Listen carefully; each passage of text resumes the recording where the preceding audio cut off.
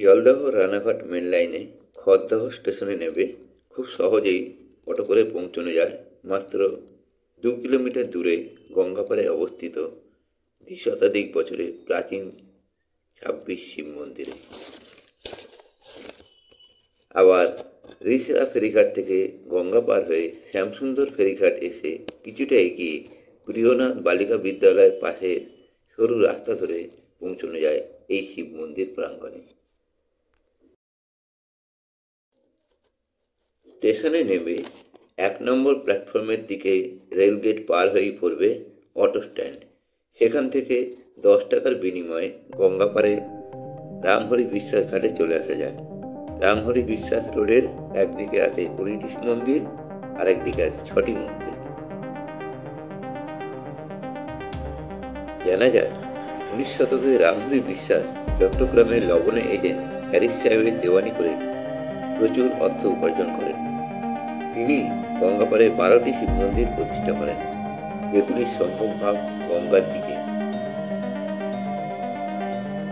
1903 সালে রামহরি বিশ্বাসের প্রয়াণের পর তার পুত্র প্রাণকৃষ্ণ বিশ্বাস ও জগমোহন বিশ্বাস প্রচুর সম্পত্তির উত্তরাধিকারী হন।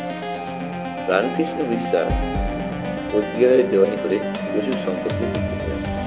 পরবর্তীকালে তিনি আরও 14টি মন্দির প্রতিষ্ঠা করেন। সবগুলি মন্দিরই 8 চালা তৈরি। 2004 সালের মার্চ মাসে ভারতীয় পুরাতত্ত্ব বিভাগ এই মন্দিরগুলি অধিগ্রহণ ও সংরক্ষণ করে।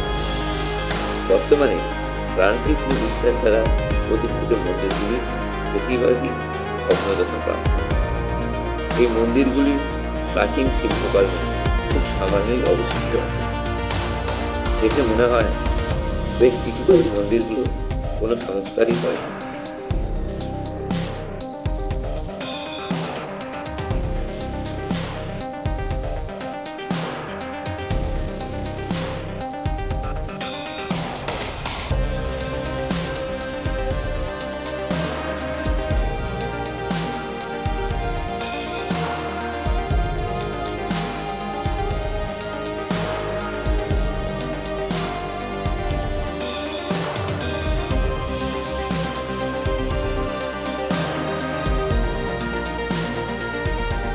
তবে এরই মধ্যে রামহরি বিশ্বাস দ্বারা প্রতিষ্ঠিত গঙ্গাপাড়ের মন্দিরগুলির শিল্পকর্ম কিছুটা অবশিষ্ট আছে।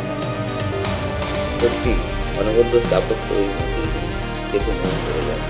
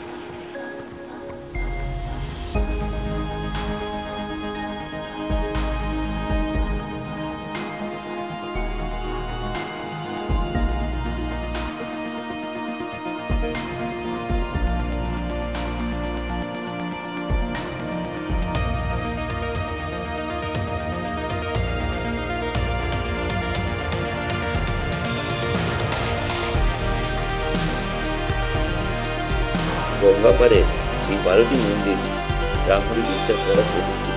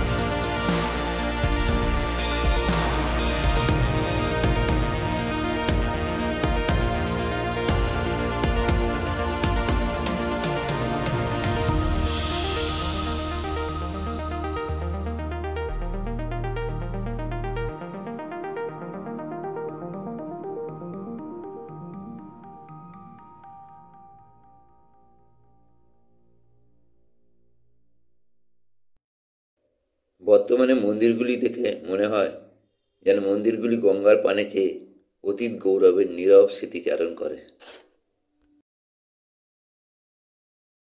ভিডিওটি সম্পূর্ণ দেখার জন্য সকলকে অনেক ধন্যবাদ এবং ভালো লাগলে অবশ্যই লাইক, শেয়ার ও সাবস্ক্রাইব করে আমার পাশে থাকবেন। সবাই ভালো থাকবেন।